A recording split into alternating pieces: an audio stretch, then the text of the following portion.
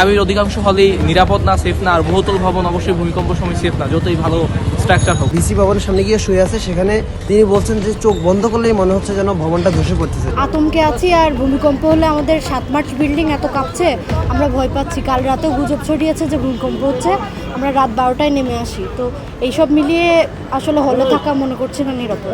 যে পরপর 3টা ভূমিকম্প হয়ে যাওয়ার কারণে দেখা যাচ্ছে যে আমরা মানসিকভাবে বিপর্যস্ত হয়ে গেছি। সো মানসিক মনে হচ্ছে যে পরিবারের কাছে যাওয়াটাই এখন সবচেয়ে মানে বেশি প্রয়োজন। ভবনগুলোর যে অবস্থা, সেই অবস্থাতে আসলে শান্তির মতো অথবা নিশ্চিন্তে হলগুলোতে অবস্থান করা যাচ্ছে না। যেমন গতকাল প্রথমে একবার ভূমিকম্প হলো, তখন দেখা গেছে মহসিন হলের 4তলা থেকে কয়েকজন লাফ দিয়েছে, 3তলা থেকে কয়েকজন লাফ দিয়েছে। পরবর্তী সময় আবার সেকেন্ড যে ভূমিকম্পটা হলো দ্বিতীয়বার, তখন শামসুন্নাহার হল থেকে তাড়াহুড়া করে নামতে গিয়ে 3 জনের মতো আহত হয়েছে। অর্থাৎ শিক্ষার্থীদের যে মেন্টাল অবস্থা, এটা মোটেও ভালো না। সবাই প্যানিক, কেউ ঘুমাতে পারছে না। গতকালকে দেখলাম মহসিন হলের এক ভাই বিসি ভবনের সামনে গিয়ে শুয়ে আছে, সেখানে তিনি বলছেন যে চোখ বন্ধ করলেই মনে হচ্ছে যেন ভবনটা ধসে পড়তেছে। সুতরাং এই অবস্থাতে আমাদের ক্লাস করা অথবা ক্লাসে অ্যাটেন্ড করা বা ঠিকমতো পরীক্ষা দেওয়ার মতো অবস্থায় আমরা নাই। দুই দিক থেকে বলা যায়, ধরেন আমার পরীক্ষা 2টা হয়েছে, 2টি স্থগিত। 2টা পরীক্ষার জন্য হয়তো কবে হয় তার তো ঠিক নাই। সো আমার সেমিস্টার ধরেন একটা সেশন জট করতে পারে, হচ্ছে একটা সমস্যা। আর যদি আমি নিরাপত্তার দিক থেকে বলি, সেক্ষেত্রে আবার এটা ঠিক আছে, যেহেতু ভূমিকম্পের এটা কোনো পূর্বাভাস দেওয়া যায় না, বা কি হবে, কত মাত্রা হতে পারে তারও কোনো ঠিক ঠিকানা নাই। সো সেই ক্ষেত্রে আবার এটা বলা যায় না, অবশ্যই সেফটির একটা ব্যাপার আছে, যেহেতু ঢাবির অধিকাংশ হলেই নিরাপদ না, সেফ না। আর বহুতল ভবন অবশ্যই ভূমিকম্প সময় সেফ না, যতই ভালো স্ট্রাকচার হোক। সো সেই ক্ষেত্রে বললে আবার বলা যায় হ্যাঁ, এটা ভালো ডিসিশন। আবার অনেক সিনিয়র আছে বা ধরেন যাদের টিউশন আছে, এখন যেহেতু বছরের শেষের দিকে হয়তো অনেক প্রতিষ্ঠানের ফাইনাল পরীক্ষা চলতেছে, দেন হচ্ছে আবার অ্যাডমিশন আছে। সো তাদের ক্ষেত্রে আবার বলা যায় যে তাদের যেহেতু টিউশন আছে, তাদের এখন টিউশনের সমস্যা হবে, অনেকে আর্থিকভাবে একটু ক্ষতিগ্রস্ত হবে। সো ওই দিক থেকে বললে আবার এটা তাদের জন্য সমস্যা হয় আর কি। যারা বিশেষজ্ঞ তারা বলছেন যে পরবর্তীতে বড় ধরনের ক্ষয়ক্ষতি বা বড় ধরনের ভূমিকম্প হওয়ার সম্ভাবনা রয়েছে।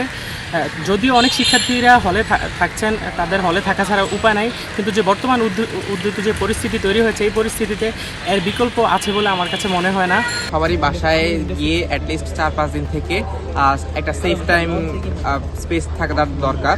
তো আমরা সবাই 4-5 দিনের জন্য বাসায় যাচ্ছি।